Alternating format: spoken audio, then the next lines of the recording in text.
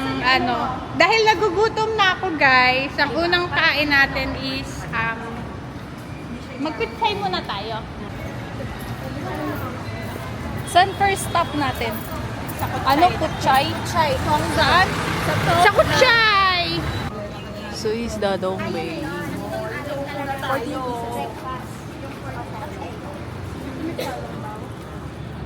Ang daming mga nakaabang na, no? No. Hi guys, nandito na tayo sa Binondo. So, unahin natin yung Dongbei. Sikat sila sa Kutsay Dumpling. Susundan natin na sugar cane na juice. Mamaya hanapin natin siya. Tapos, mamaya, tikman natin yung fried xiaopao. Xiaopao? Bakit ka mo ba? Cute to. May altar sila dito. Tsaka may skinita. Yan. Ito yung skinita. Siguro papunta sa residence nila. So, ito yung altar nila. Cute.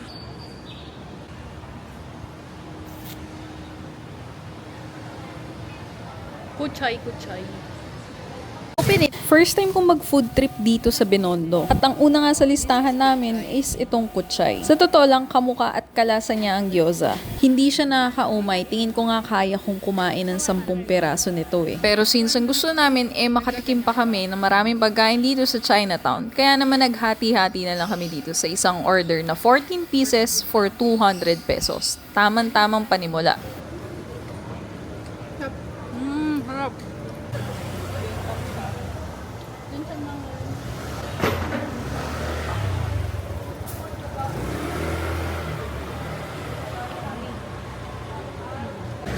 Tapos na tayo kumain ng kutsay. Next stop natin is fried siopaw tayo.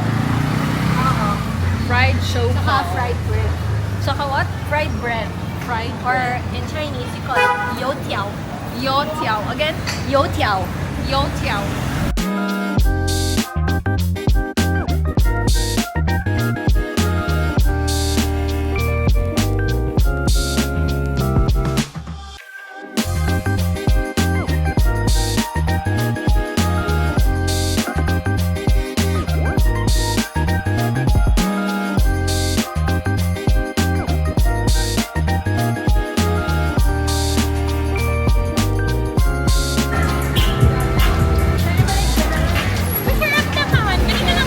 Magkano ba yung toasted siopaw? 35 po isa.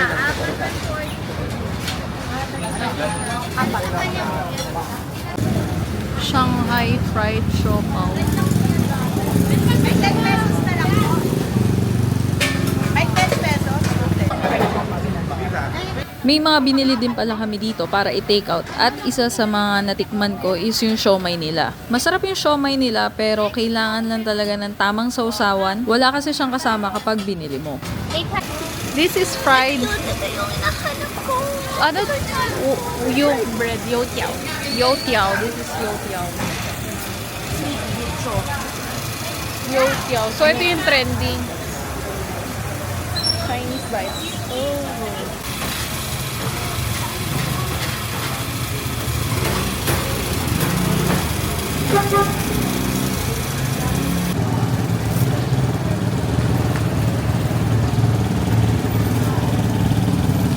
Ano daw yan? Citrine. Cute. Decision making yan. Kailangan natin yan. Siyempre, hindi mawawala dyan sa pagbisita natin sa Chinatown or dito sa Binondo is yung pagbili natin ng mga bracelet or mga lucky charms nila. Alam nyo ba na hindi dapat basta-basta hinahawakan ang charm ng isang tao dahil maaaring ma-absorb or malipat yung energy sa charm, whether good or bad man ito. Ana, Riza, di ba dito sila kumuha? Kayo kukuha. Kayo kukuha. 3. At etiquette din pala ito sa mga Chinese. Thank you. Yan. Ito, yan po kasi yung lucky color ngayon. Sa Yan, manufacturing. yung iisa na lang yan. Thank you, Jack. Thank you. Magsa-soft drinks ba kayo? Kahit okay natin na lang ang bata. Thank you. At ito pala yung last na pagkain na tinikman namin dito sa Binondo. Ang tawag dito is Maki Mi. Kamuka at medyo kalasa niya din ang pares. Pero mas malapot ang texture nito. Meron din siyang noodles at maraming laman. At dito niya yung matitikman sa Ongpin Manyosa. Going home! Going Going. Okay, so ano summary natin? Summary natin, ilang pirasong shop lang or resto lang yung napuntahan natin.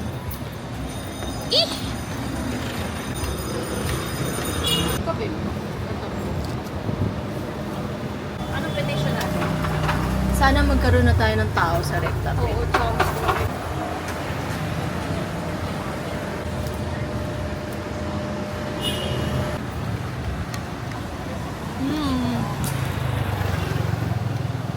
Ito masarap to sa ano? Ayan na yung, Sa whiskey. yung egg tart. Ayaw niya Ay, egg tarts. Gusto mo egg tarts? Ikaw, kung ano egg tart. May Na-try ko naman na yan. Pero pwede, tara kain tayo. For ano lang? Narinig ba yung burp? Ba yan? Kaya mo pa ba kumain? Ano? Kaya mo ba? Kaya mo ba kumain?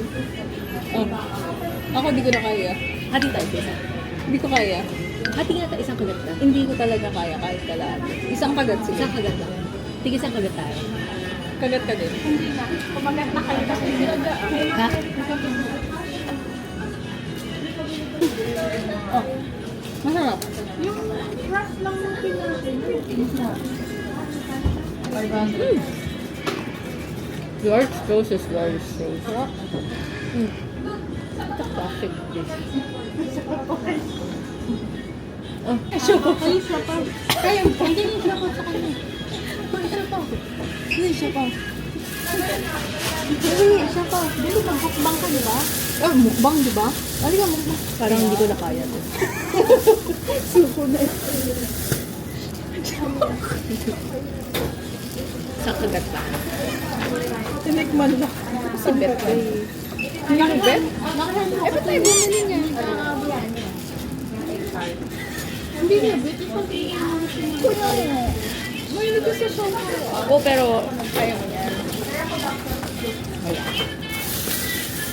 Masarap yan, air fry. ayun, air fry. Pwede air fry. Ano ba yun? Hindi ko naman to vlog. Ba't nasa akin?